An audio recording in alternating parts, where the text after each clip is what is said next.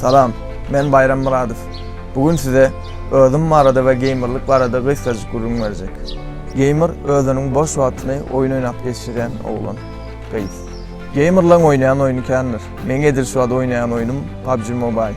PUBG hakkında kıskacık aytıp geçsem, PUBG Mobile dünyanın ähli küncöňün ähli ýerinde oýnalýan oyun görnüşidir. Biz hem öz toparymyz bilen durly ýarşlarda, durly arenalarda öz ýerimizi alyp koyduk.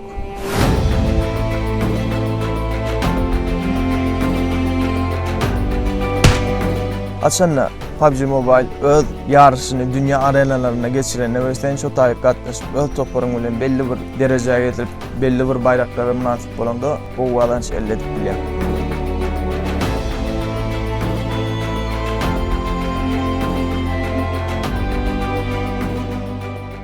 Bu oyun atışık oyunu, urş oyunu olan için birazcık adamın duygusu yütküyor.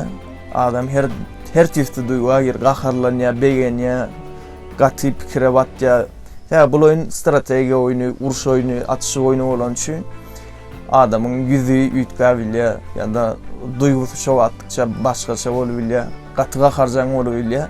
Açan özün dur tavalıp baranda, dur fikirlerle hareket edende yenici olup bilersin.